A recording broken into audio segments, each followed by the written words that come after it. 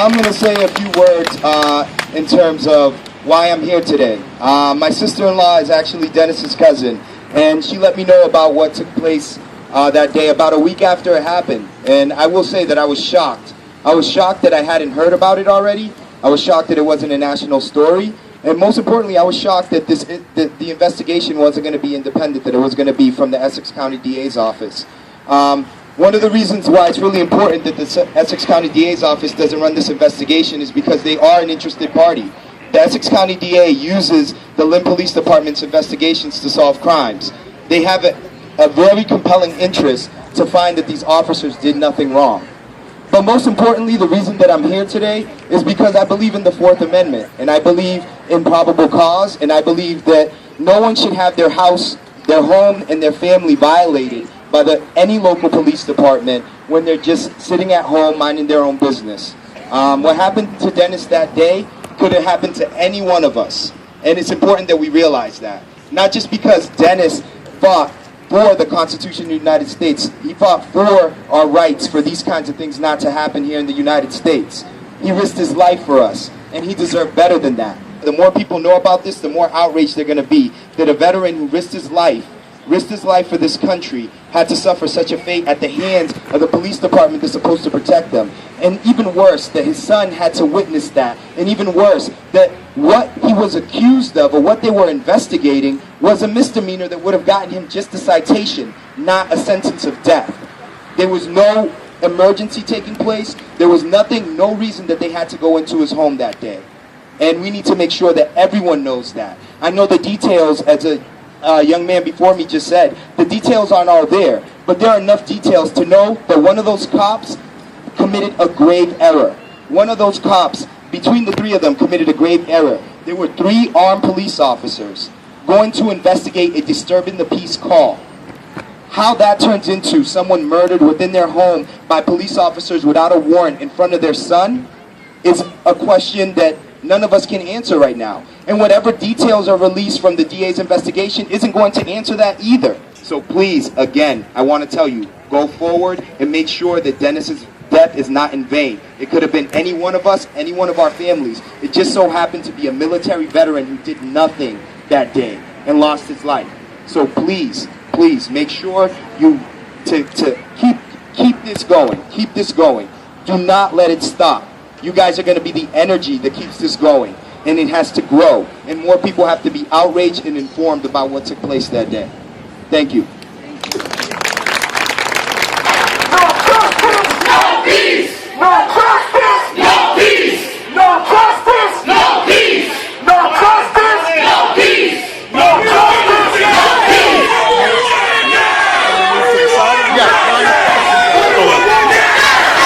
When do we want it?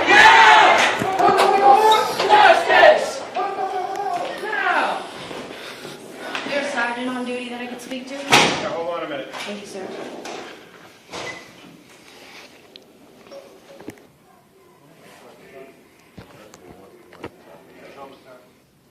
Are you the sergeant? No, I'm not. Are you the sergeant? Sir, I'd like to present a petition to you. Is he coming around? Is that it? Yeah, I believe so. You're going to have to hang on one sec, please. Sure. All right.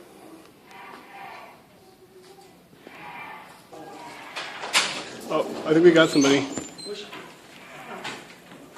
Hello, Hi. sir. How are you? If you don't want. I'm Jessica Smith. My son is now fatherless. Okay. Because the police shot my husband 3 times in front of my 5-year-old child. Okay. I don't have a husband, the kids don't have a father. And your men did this to us. I need answers. The answers will come from the district attorney's office. First of all, I'm sorry for your loss. Okay? But the answers will come from the district attorney's office. They are handling the investigation. And I am sorry, truly sorry, and we are all truly sorry for your Well, loss. that's fine, because I haven't heard a word from any of this. Okay. Thank you very much. Okay, take care. You have to take with you. Also, I appreciate it. We actually have stuff one more to sign that. And there'll be more coming. Nope, it doesn't.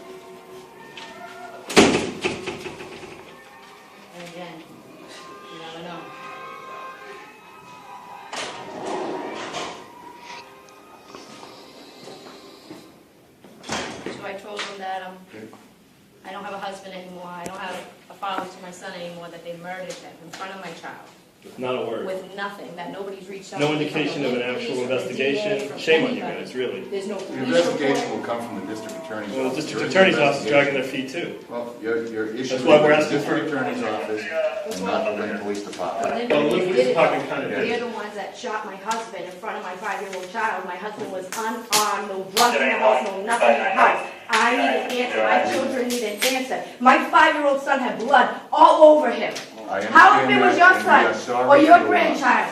Tell me We're how sorry you would for feel. your Do you loss. sleep at night? Because I haven't slept in 30 days. I haven't slept in Oh, 30 sorry. days. And I don't think I'll ever sleep again because of you guys.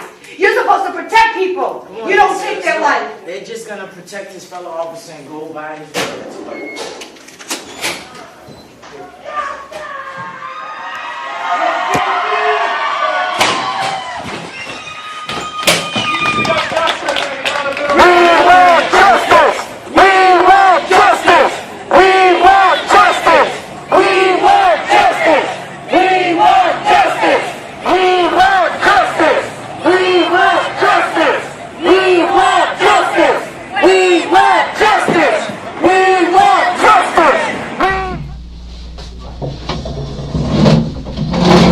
You know about this than I do. Yes. But just to start it off. Yeah, you're the boss. You have to understand. So before we,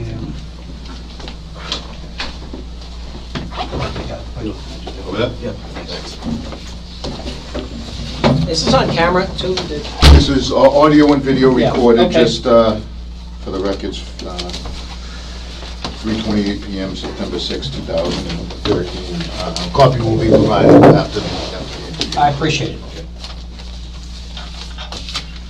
Remember, this is a backup just in case there's an issue with the... Okay, so we're on the record now, but this is a backup and, In the event we have a technical okay, difficulty. so, yeah, if you can give me a copy of this whenever it's convenient for you, that would be terrific. Yeah.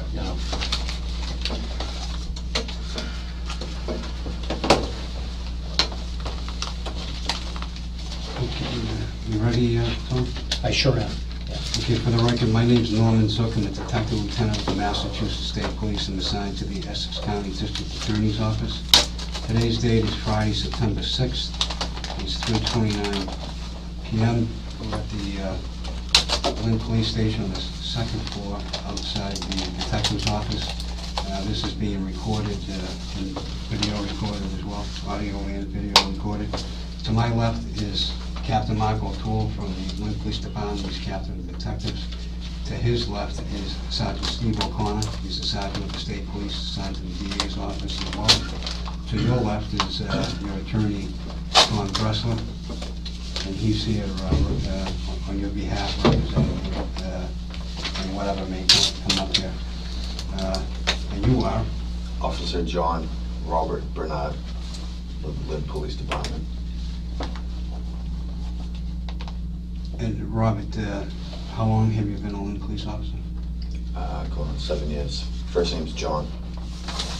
Oh, so it's John Robert, right? Correct.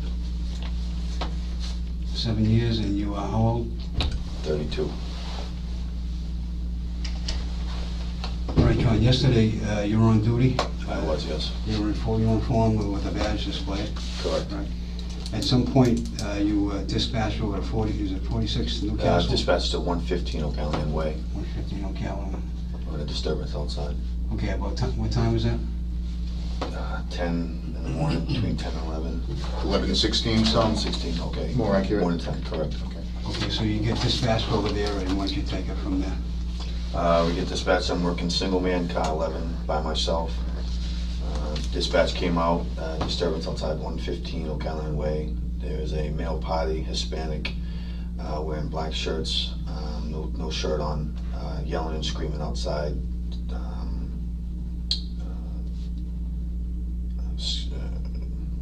Causing a scene outside, yelling at cars passing by. I roll up on the 115 O'Callaghan Way. Car 17, which is Officer Hilton and Officer Scali, they also arrive on scene at the same time. There's no disturbance outside at that moment. I get out of the patrol car, I go up to 115, check inside the lobby, there's nothing going on. I'm walking back to my car, and at the end of the building, a male subject, a white male, was kind of yelling over to me saying, over here, over here. So I walked towards him along with Josh Hilton and Scali, Officer Scali. And along with the male, there was a female party, and I asked them what's going on. And they said there was a Hispanic male wearing black shorts, yelling and screaming at cars, punching himself, punching his hands. They were just not sure what was wrong with him, but they stated that they didn't know who he was. I asked if they knew who he was. They said no, but he just went into an apartment located directly behind them. They pointed out an apartment and which door it was. I asked them if they knew them, if he knew him, and they said no, they don't know him. I still don't know who those two parties were. I believe they might have worked for Kings Lynne. I'm not sure. At that time, myself and Officer Hilton and Scali walked towards the building that they pointed out. The buildings are lined up. It's part of Kings Lynne. They said the apartment is on Newcastle Street, and they're lined up as townhouses side by side. They pointed out the rear door of the apartment buildings, of which the male went in, and they say that he went in as soon as he saw us roll up. At that time, walking, I took Josh, took the back rear door. I took myself and Officer Scali went to the front. As we're rolling around, a mailman stated to me, hey, that guy that you guys are probably here for is a Denis Reynoso. He's a combat vet, and he might have post-traumatic stress. He's been out here all day yelling and screaming at other people, causing a disturbance. So at that moment, my alert went up a little bit. Not sure what we're dealing with yet. We still don't know what we're dealing with yet. At that time, we got to the front of the house. The mailman said it was like 46, so we went to 46. As we're rolling around, I can hear screaming coming from an apartment building, from the townhouse, and it was coming from 46 Newcastle Street. At that time, we went over the air. Gave out the address of where we're at 46 Newcastle. I can still hear a man screaming inside, yelling and swearing. Not sure who he's talking to. Not sure if there's anybody else inside. So at that moment, I hear him yelling something about fuck the police. Fuck the police, and then was just talking to somebody. We're not sure if he's talking to somebody or talking to himself, but he was just screaming. At that time, I knock and announce, Lynn police, Lynn police. Then position myself, back off the door because we still don't know what we're dealing with. At that time, a male subject swung the door open and started screaming, what do you fucking want? What do you guys fucking want? You cops don't need to be here. It was the male party, Hispanic male, wearing the black shorts, no shirt, fit the description of the party that the male and the female first gave out, and then also the mailman. So this person fit the description of the person we were interested in, causing disturbance. I tried to talk to him. I was trying to talk to him, sir, what's going on? Lynn police, we're here to help you. Is everything okay? Is everything okay? Still not sure of what's going on. We don't know if there's anybody else in the apartment. My level awareness started going up. My concerns for, is somebody hurt? Somebody else inside? He was still kind of agitated, kind of being aggressive with his words, just swearing at us. I don't need your help. I don't need your fucking help. And then he kind of just turned away from me and kind of walked away. At that moment, I was concerned for anyone that was in that apartment because we still don't know what's going on. He's yelling and screaming. I heard yelling and screaming before we even opened the door. I don't know who he was talking to. There might be. I know that the Kings Lynne is a family family housing. So obviously there's gonna, you know, they're giving the families, so I don't know if there's someone in there, family, and anyone could be hurt, I'm not sure yet, because this person was acting in a manner that a known person would be acting. I wasn't sure if he was under the influence of anything, but he was just acting, he was talking to himself as I was trying to talk to him, as if he was not there. Like as if he was somewhere else, a war, or yelling. It was just weird how he was yelling and screaming, as he was fighting somebody else, screaming at somebody else, on top of screaming at me. So as he walked away, my concerns for him, safety, like do a well-being check on him, anyone that's in that house. I was concerned for the neighbors. I don't know what's going on. I don't know if there's I don't know what he was doing, what he was going to go for. There could have been a weapon in the house.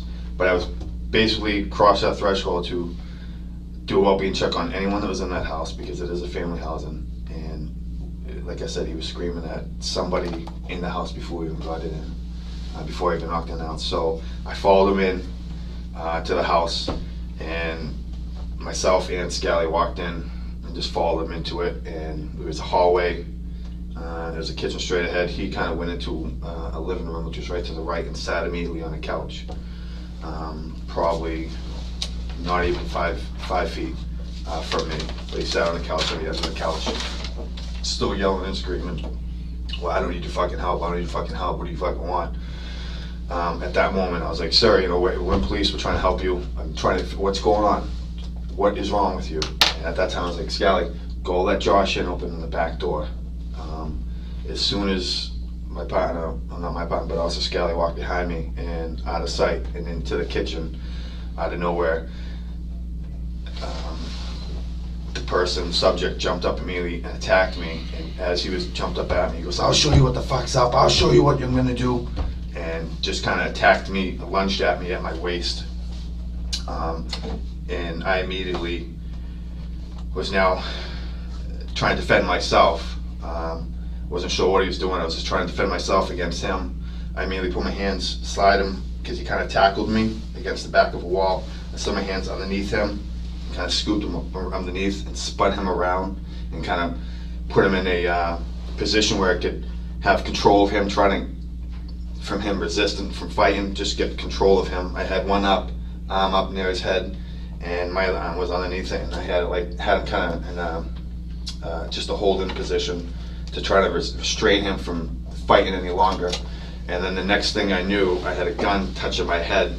As soon as I saw that, I yelled, gun! And I grabbed the gun of the barrel, and as I pushed it, he pulled the trigger, and the round went right over me. Came up, I put it up, now my two hands were on it. And at that moment, you know, I'm yelling at him, stop resisting, and he's just laughing at me, ha ha ha, just laughing at me. I'll fucking show you. And then now I remember, Scali, I believe, Scali came up to my left, and all of a sudden he grabbed the gun as well. And now all four of our hands are on it, 5 hands, because it's also Scali's both hands, my hands, and also the subject's hands were on it as well. And another round went off. At that time, and then I started kind of punching him in the face, not in his face, but the back of his head, trying to, you know, get him to stop while yelling, you know, let go of the guns, let go of the gun. And he's laughing at me as I'm hitting him to try to gain control of him. At that time, we're still fighting, and all of a sudden, Josh Hilton, I don't know where he came from, came up and he goes, you know, he came in, and we're still fighting. And he fired 2 rounds, and there's still 13 rounds in here, and now I'm thinking that we're still fighting this guy, and he's still got 13 rounds. You know, I felt, like I said, he just had the gun to my head, so I'm thinking I thought I was gonna fucking die, and if I happened to just grab it real quick and prevent him from shooting me in the head. And then he was able to get another shot, and he was still fighting and yelling and screaming, ha ha, you're gonna fucking die, and he's still fighting. And Josh comes in, and he's now to my right, and now we're against the wall, because when this first happened, he tackled me into the corner of the TV, and now we're in the corner fighting him. trying to get this gun away from him. And Josh came in and was like, I was like, Josh, shoot him. He's, I'm gonna shoot him. I'm like, shoot him. Because I'm in fear. Like, he's already fired 2 rounds, 1 round in my head, and he's still got 13 rounds in the clip. And now I'm worried for, 2 rounds just went through the ceiling. I don't know who's upstairs. I don't know if anyone else is in the house. While we're in the corner fighting, I hear screaming as if a kid was screaming and yelling and crying. And I thought it was my partner, because I thought my partner was crying and screaming. And I thought he got hit, but I still wasn't sure. We're still fighting with this guy. And that's when I tell Josh, shoot him. And Josh goes, I'm going to shoot him. I go, Josh, shoot him. And so I moved my position. Kind of pushed him out of my way. And all I remember is I hear the pow. Josh shoots him. The guy lets go of the gun and falls to the ground. And still laughing at us. I regain control of my gun. I put it in my holster. Josh, as soon as the guy's down on the ground, he's still laughing at us, still screaming at us. Josh then immediately applies pressure to the wound where he shot him in the left rib cage, I believe it was. Applies pressure, we start providing medical treatment for the person. And at that moment, he's still trying to fight with us. He's still trying to, fight with Josh. I immediately, at that moment, as I holster, I kind of turn around, and all of a sudden I'm hearing this crying still, but it's not Paul Scali. I turn around, and all of a sudden this kid behind us, this person puts a blanket down over his body, and it's a little baby, like a 2-year-old male boy. I immediately grab the kid, pick him up, hand him to Officer Scali, and I tell him to take him out of the room, take him upstairs. He takes him out of here, goes upstairs. And Josh is still trying to apply pressure with this guy, still trying to fight. Now I'm trying to help Josh with this person, trying to, hold him down while we're providing pressure. Josh calls out over the air, we're gonna need ALS here. We got, I believe, shots fired. At that moment, I remember going over the air saying, shots were fired, but we're okay. I believe I did say it over the radio. I'm not sure how I said it, but I did say shots were fired and we're okay. So now we're still fighting with him, wrestling with him. Scali's upstairs. Then other officers came, assisted with the person. ALS arrived, BLS arrived. I went upstairs to Scali. I patted him down, made sure he was okay, checked him out. I said, are you okay? So I started patting him down. I patted his whole body down, making sure, checking he wasn't shot or anything like that. Then we did a thorough sweep of the second floor, because we still weren't sure if somebody was hurt upstairs, if there was another person in the house, if there was another anything. We did another sweep, quick sweep, and at that moment, I even checked the room where the rounds went up, and I believe that was the kids' room in the corner of the front of the house. But no one was there. We did it, like I said, protective sweep, and no one was there, no one was in the bathroom. And so I went back downstairs to assist, and Officer Scali stayed upstairs with the baby until we were directed, once everything was done. This guy was still fighting. We had him, he was still yelling and screaming at us, fucking swearing at us, while we're holding him down, trying to assist him and get him help. We finally got him a stretcher and we got him out, and then sergeants came on scene. Well, sergeants were already on scene, and then from there we went to the hospital. But I thought I was gonna die when he put that gun to my head, and I didn't realize it was my gun until I didn't even know my gun got taken out until it hit my head, and then I lifted it up and the round went off, and then I looked at it and I saw a flashlight and realized it was my own fucking gun that he took out. And it happened so fast, my gun was in my holster, locked in, and it still somehow got it out. And we were fighting. It happened so quick, but we were fighting for our lives right there. And this guy was ready. He was laughing, and he even said, I'm gonna fucking kill you. Laughing the whole time. And he pulled the trigger. He pointed at my head and pulled the fucking trigger, but I just happened to move the barrel before he did. So that one round and the second round, I felt that when I told Josh to shoot him, we were fighting for our lives right then and there. And I mean, there was no other way because he was not letting go. He had a grip on that, and his finger was on the trigger, and he was still pulling it. And like I said, he already got 2 rounds off. I don't know if anyone else is upstairs. My partner, I thought he was shocked because I heard screaming. I thought it was him.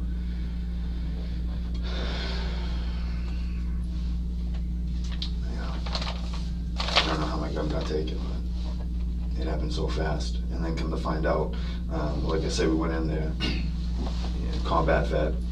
So even when I first went in there, I'm a combat vet, and I tried to talk to him, vet to vet, and he was not there. He was not even here when I was talking to him. I don't know if he was on anything, I don't know. But I tried, and he didn't even hear me. He couldn't hear me. He didn't want to hear me. I don't know what it was. So the 2 people out front, if you saw them again, you would know them, right? Yeah, the male and female, correct. Yes, and the mailman. So there are 3 people altogether? Correct. The 3 people that gave statements about the person. You got the opinion that the female or both the male and female worked on the staff here? I wasn't sure until, they had a shirt on with, I believe, some kind of maintenance. Okay. So I wasn't sure who they were. Okay. But like I said, they said there's a male party, and they said they didn't know him. As far I asked her, and she said I don't know who he is. So. No, you just described. You said there was nobody there. What's the best word that you could use to describe his demeanor? I mean, you looked at him, and what was your assessment after you looked at him? When I first saw him, when he came open the door, that we were dealing with, I thought, a AMS patient, somebody that was altered mental status. He was not. His eyes were wide open, dead stare, looking at me, like almost ready. We've dealt with these AMS patients all the time, but I've never seen one like this one. I've gone to sections all the time on AMS patients. This is the worst I've seen. When he looked at me, dead stare, and then when he was sitting on that couch, he was just dead stare looking at me like I was not even there, and just screaming at me, and then screaming at somebody else, talking to me, and then talking to somebody else. So I knew we were dealing with somebody that could flip any second, somebody that can go from here to volatile in a second, and I wasn't sure what I was going to get out of this guy. So I tried to go, like I said, the mailman said he was a combat vet. I'm a combat vet, and I immediately wanted to try to talk to him and try to help him, because I did say that, hey, listen, I'm here to help you, all right, vet to vet, I'm here to help you. What's going on?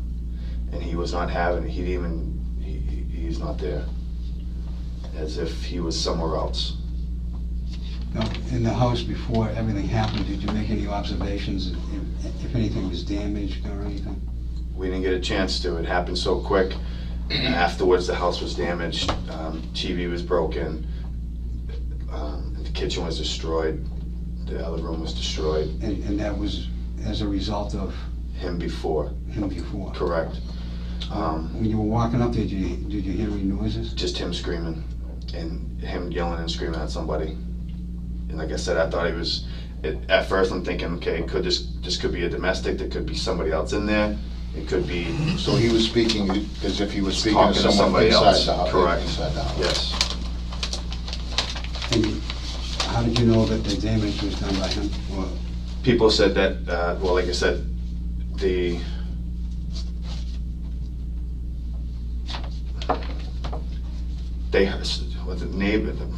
people said as he went back in, they could hear things being thrown around, the female and the male.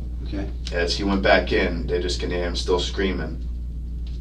I believe it was the female who said that they could hear him throwing stuff around. I believe it was the female. So your altercation was contained to the hallway In that front living room? Correct. That's it? That's it. You said the TV wasn't broken as a result of the struggle. No, it was as we were in the struggles. When he attacked me, I shifted him around, turned around, and I brought him into the corner to gain control of him, and that we were in the corner struggling the whole time. So I don't know if we broke it or it was broken before, you don't but know. we ended up into the TV, so I don't know. Okay. No, you're struggling with him. How big was this guy? I'm 6 feet, 230. He was about 6 feet, 6'1", 2. He was a big guy, like 240, 250, I'm thinking. A big guy. How about his strength? Real strong. I mean, he came at me, charged me, and took me into the wall. And when I was struggling with the gun, I mean, he was still fighting with the gun. And when I was trying to gain control of him, and as I was hitting him, he was laughing at me as I was hitting him. But he was really strong. I mean, I feel like I'm a pretty sized big guy, and I'm pretty strong, but he overpowered me right in by myself. He overpowered me right away. And I mean, he attacked me and it just overpowered me. And I was able to gain control, not really halfway gain control of him. And his right arm was still free, and all of a sudden the gun just came up and hit me in the head. The barrel was pointing right at my head. And then I immediately released it and grabbed it. I yelled gun, and then he grabbed the barrel and I turned it up, and as I turned it up, he pulled the trigger. That first round, if you know where that went up or where it went? Cap, like I said, when I grabbed it and I shifted, he pulled the trigger as I turned it up, so I don't know if it was at an angle or straight above me. Okay. But the second round was straight up, that I know, because we had I believe it was, because we had it straight up, the barrel pointed to the ceiling. Okay. What kind of weapon does Lynn PD issue? We have a Glock 23, 40 cal. And you've received training in that? Yes. And you passed your last training? Now, the holster, that's an issued Lynn Police Department holster as well? Yes. Is that one of those like twist? No, this is a level 3 one. It has the thumb protector with the clasp and then a lock. So it's hard to get out, right? Correct. I know they just gave that. No one can just get it out, and I don't know. The guy he was a combat vet, so he had to have been trained in something. He knew right what to do. Somehow he got it right out like no problem. But that's the newer holster? Correct, yes. And he had the gun in one hand? His right hand, because I had his left hand when I had him like this. And you carry your weapon on your right hand side? Right side, yeah. So you mentioned that you're a vet. Could you tell us your military background? I was Marine Corps, 2000, 2004. I served as a sniper the whole 4 years. Marine Corps Scout Sniper. And what was your rank? I got out as a sergeant, honorable discharge. In 2004? Correct. Served in during the invasion in 2003.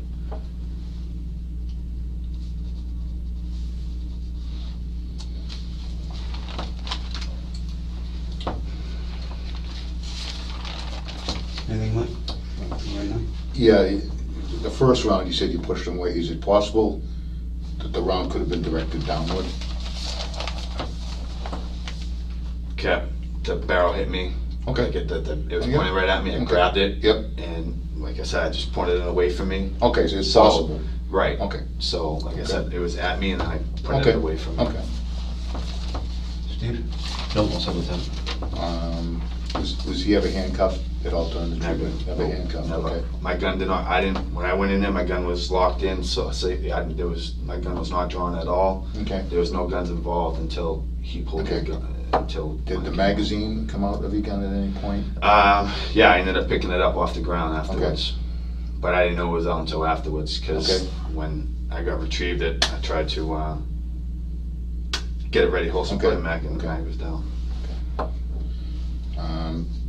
Did you sustain any physical injuries, however minor, that just minor could be injuries. photographed, that are visible? Anything visible? Just my fingers and my elbow.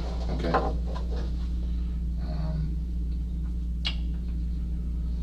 You went to the hospital after? We did, yes. You received medical treatment? Yes. My blood pressure is really high. I apparently have to go back in 2 weeks and get it checked out.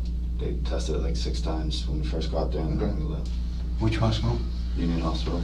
In Lynn? Yes.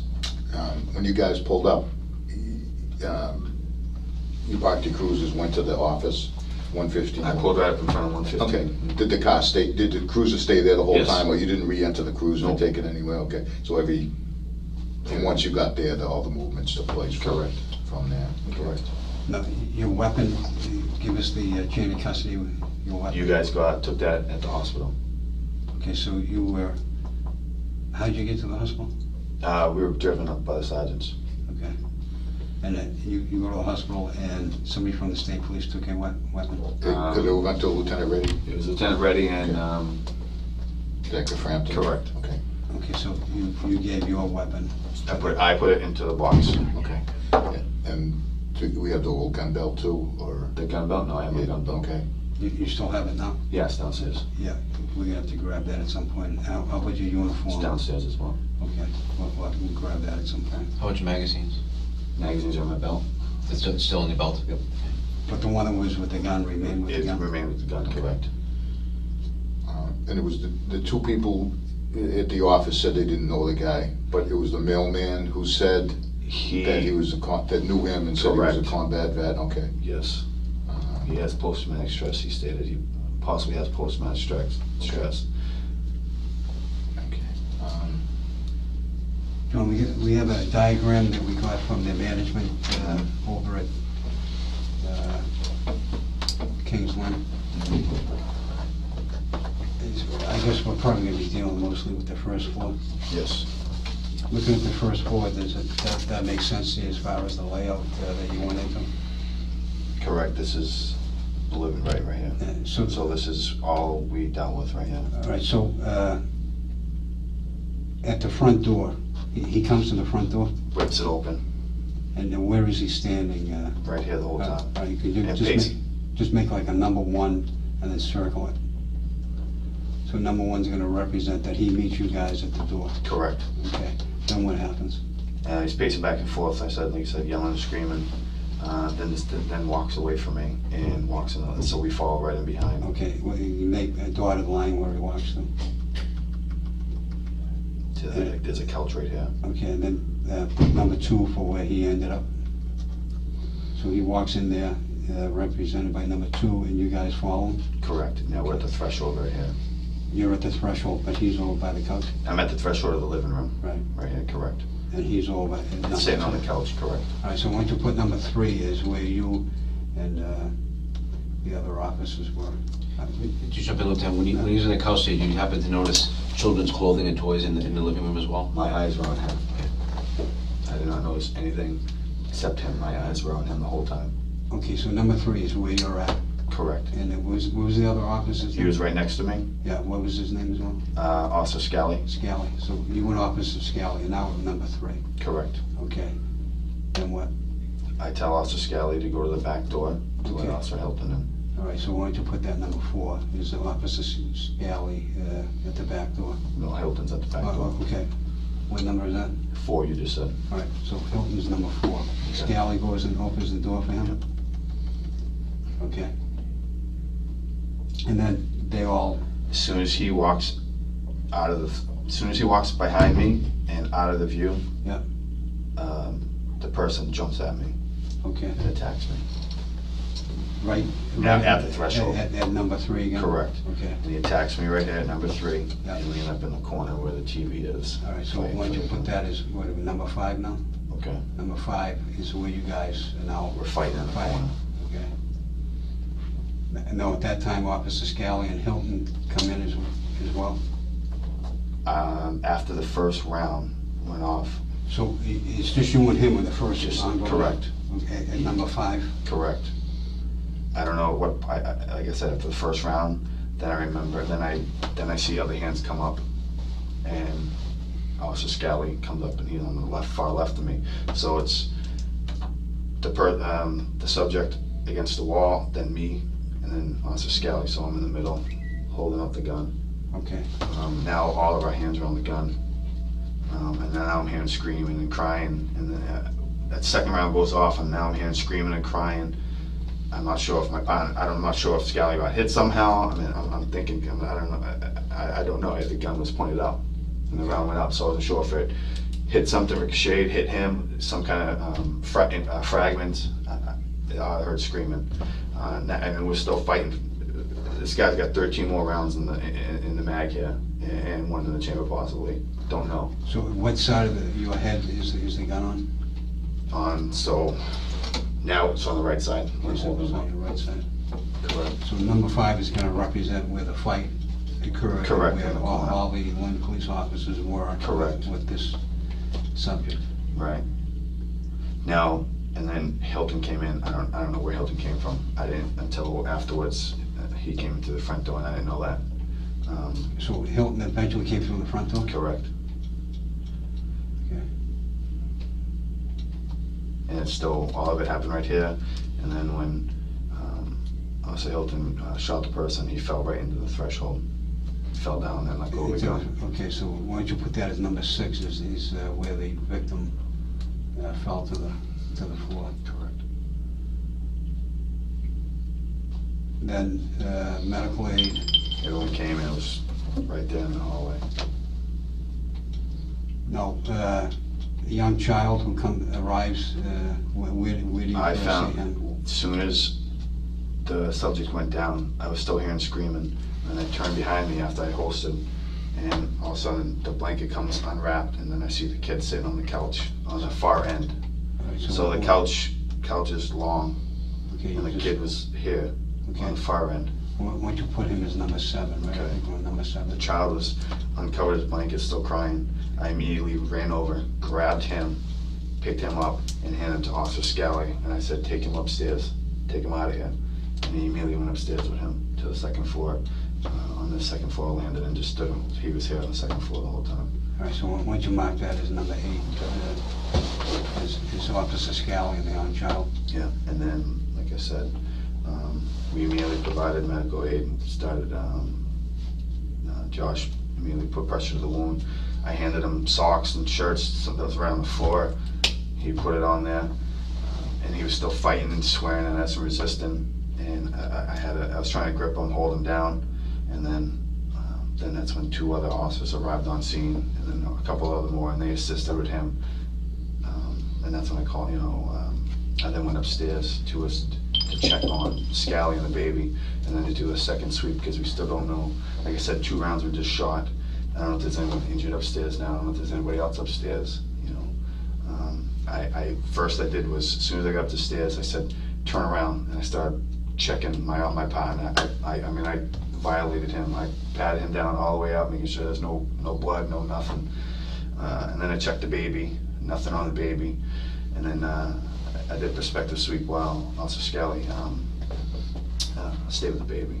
And like I said, it was just a quick sweep. I didn't see any bodies. I went into, I believe this is the child's room in the front. Okay. I checked here for, if anyone was in there, because I believe that's where the 2 rounds went up. No one was in that room when I did the sweep. I didn't move anything. I just looked in, went in. I didn't see anyone. No one was screaming. No one was crying.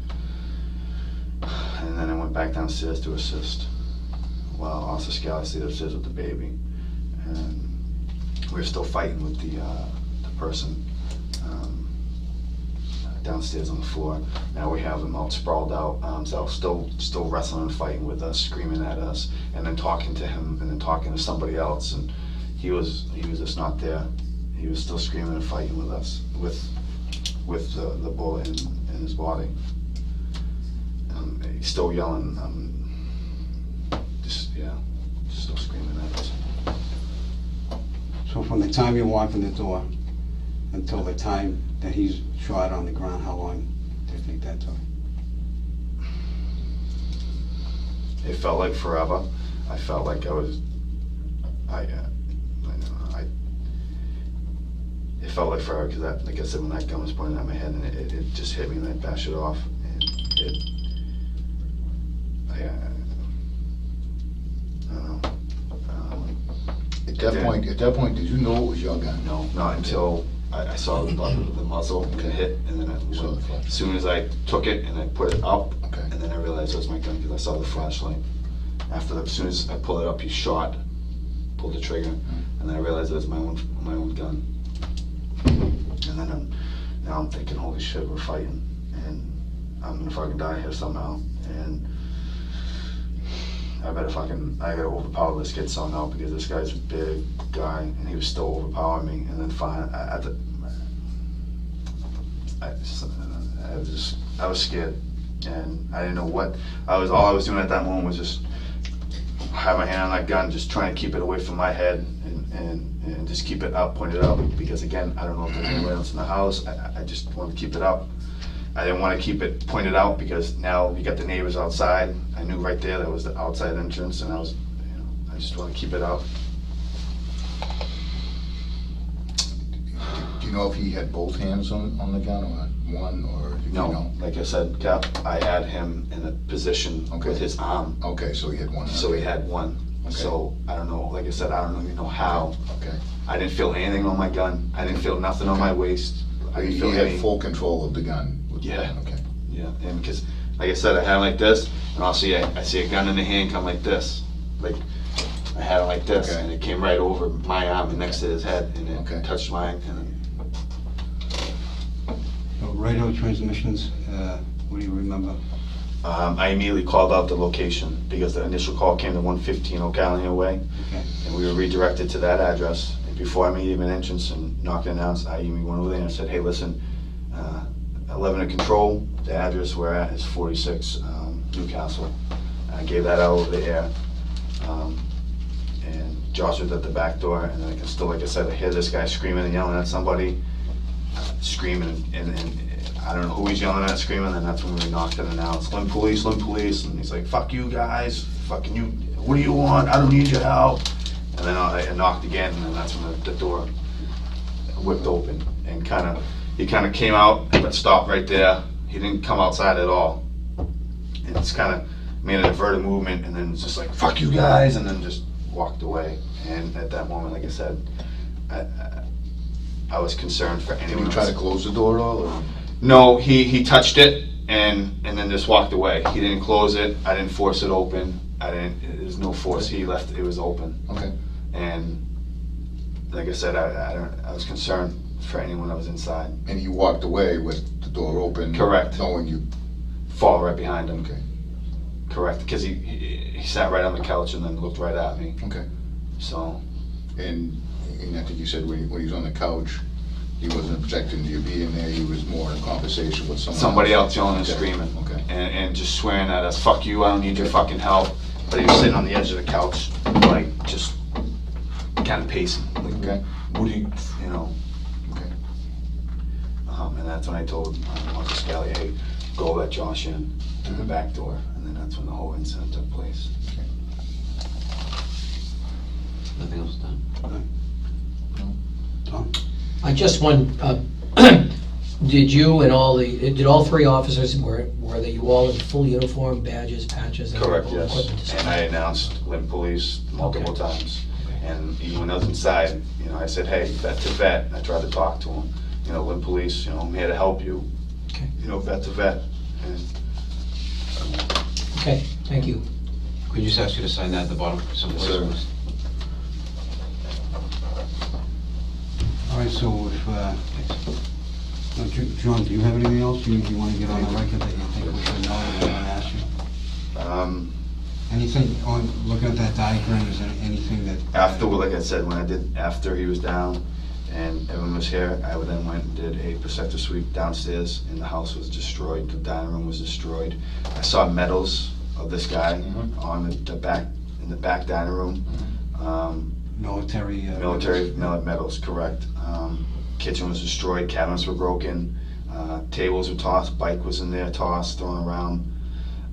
But that wasn't done by? Not by us, no, because like I said, we only stayed in the living room, right here, right in the threshold. So, in the corner at 5. But I mean, Tom, did you ever have dealings? Did you know him? Never. I've never dealt with been this to guy. that address before. Never been there before, but I've been to address is at this place, Kings Lynne, and I know that, you know, it's family orientated and Okay. there's families there. and, Okay. You know, so disturbance call became into a possible AMS, and we don't know what Okay. it is. Anyone else that you would know that we should talk to, either male, Just that I only came across the three Okay, people, okay. the male and the female, the main that waved us over, Okay. and then the mailman has us walking. okay. That's it. All right, John, anything else you think we should know? No, not at all. I guess that was just, we were fighting for our lives. That was, I mean, legit. I mean, I've been to war, but this was a different fight. And I was more scared here than I've ever been in my entire life. And I've been to war, so I was scared. So, Okay, so if there's nothing else, no, there's nothing else that I can think of. okay. That's it. Okay, it's at 4:12 p.m. and we're gonna terminate this, Okay. Lieutenant, I mean Captain, what Paul's gonna do is go shut that down. All right, thank you. Thank you. I get a copy of that. We're all done with, yeah, the diagrams. Thanks.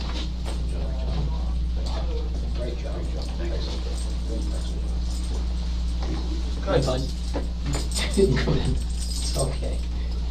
Use the head real quick.